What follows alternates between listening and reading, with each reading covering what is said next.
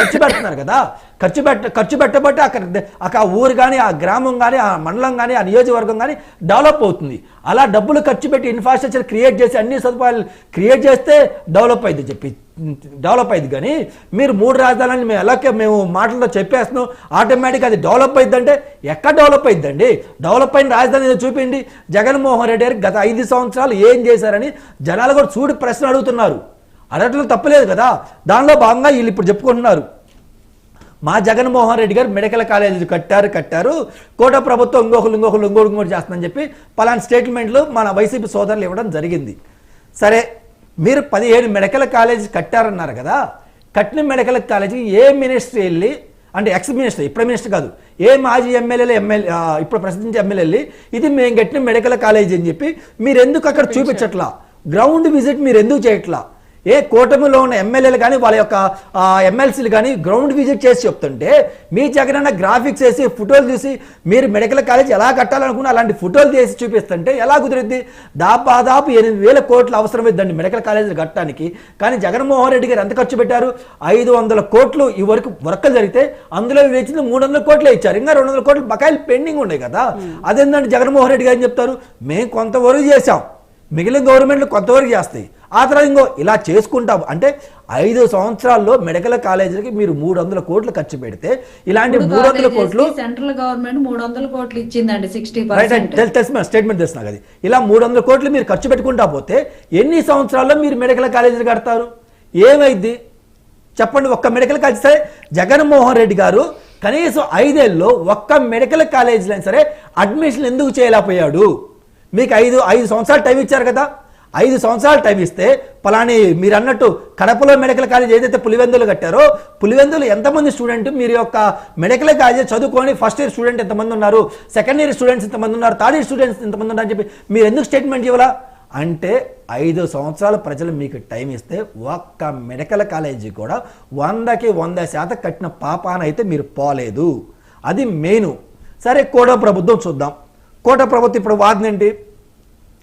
జగన్మోహన్ రెడ్డి గారు medical college కట్టలేకపోయారు. కట్టినందుకే కదా ఆయనకి 11 సీట్లు ఇచ్చి అబ్బా వాహా ఓహా అనేటట్టు తీర్పిచ్చారు ప్రజలు. మరి మీరు వచ్చి ఏం చేయాలి? ఇదే ఎగ్జాంపుల్ పక్కన మనము గతంలో కూడా చేద్దాం. 2014 to 19 మధ్య నారా చంద్రబాబు గారు రాజధాని లేదా పోలవరాన్ని కట్టు అలాగే తిరుక్కుండా పోతే జగన్మోహన్ రెడ్డి గారు వచ్చిన తర్వాత ఏం చేశారండి? అమరావతి పక్కన పడేశారు, పోలవరం 2% పక్కన పడేసి నేను రేపు శంకుస్థాపన రేపు ఓపెనింగ్ చేస్తాను, ఎల్లుండి కంప్లీట్ చేస్తాను, లేదా 10 రోజులు డెఫినెట్గా పోలవరం నుంచి నిధులు బారిస్తాను, వరదలు బారిస్తాను, నీళ్లు బారిస్తాను అని చెప్పి 5 సంవత్సరాలు 2% కంప్లీట్ చేశారు. అంటే దాని మీనింగ్ ఏంటి? నారా చంద్రబాబు నాయుడు గారు ఏదైతే మొదలు పెట్టారో వీళ్ళు వచ్చిన తర్వాత ఏమీ ఆపారు కదా.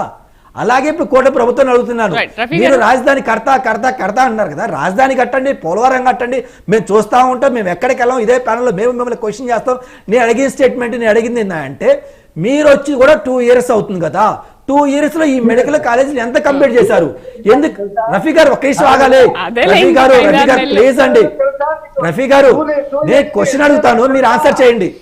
రఫీ గారు టైం ఇస్తా. ఒక నిమిషం రఫీ గారు విందాం, కంప్లీట్ చేయండి, విందాం. నేను సమయం ఇస్తాను. రఫీ గారు ప్లీజ్. 2 years కి ఎన్ని నెలలు తెలుసా నీకంటున్నా? ఏంటంట? 2 years లో ఏం జరిగిందో మీకు తెలుసా? ఎన్ని నెలలు తెలుసా నీకంటున్నా? రఫీ గారు ఒక్క నిమిషం నేను చెప్తానండి ఏం జరిగిందో నాకు తెలుసు. 24 నెలలు అది తెలుసుకొని మాట్లాడు సార్. 2 years అంటే 24 నెలలే సార్, అది ప్రతి ఒక్కరికి తెలుసు. మీరు కొత్తగా చెప్తున్నారు ఏంటి? అంటే మీ పరిపాలన 25 నెలలు అవుతాయి అంటే సిగ్గుతో తల వంచుకోండి సార్. వినండి రఫీ గారు ఒక్క నిమిషం ఆగండి సార్. వీళ్ళు వచ్చి 2 సంవత్సరాలు అవుతుంది మేడం, వీళ్ళు వచ్చి 2 సంవత్సరాలు అవుతుంటే వినవయ్యా రఫీ గారు వినండి, పెద్దలు వినండి సార్. సార్ నేను చెప్పిన తర్వాత మీరు మాట్లాడండి. జనసేన మహిళలు మాట్లాడవచ్చు, వైసీపీ వాళ్ళు కూడా మాట్లాడవచ్చు. నిజాలు ప్రజలకు తెలియాలి. 14-15 నెలలు సరే, 14 నెలలు వేసుకోండి మేడం, 14 నెలలు వేసుకోండి, 14 నెలలు వేసుకోండి, నాకు ఇబ్బంది ఏమి లేదు. నేనేం చెప్తున్నా అంటే మేడం జాగ్రత్తగా వినాలి.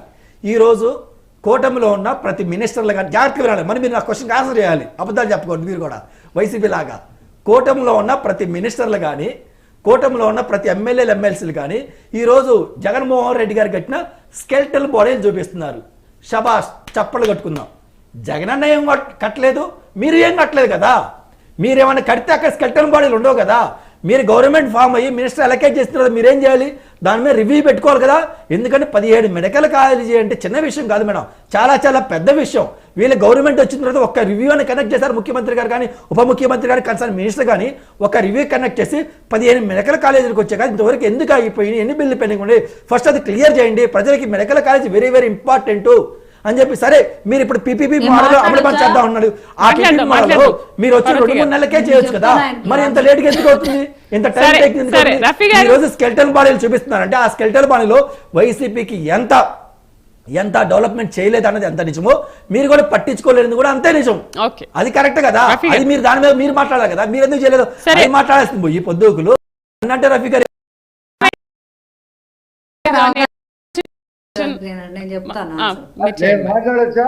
రఫీ గారు మీరు మాట్లాడండి, తర్వాత మాట్లాడదాం పార్వతి గారు. ఏమండి, మా ప్రభుత్వం ఏ సంవత్సరం ఏది చేయాలి అనే దాని మీద మాకు కొన్ని ఉన్నటువంటి ఆర్థిక పరిస్థితుల మీద మేము ముందుకు వెళ్తాం. ఒక్కొక్కటి చేసుకుంటూ వస్తా ఉన్నాం. ప్రజల్లో కూడా దాని మీద మంచి సానుకూలత వస్తా ఉంది. బస్సులో ఫ్రీ కానీ, అన్నదాత సుఖీభావుల రైతులకు డబ్బులు కానీ,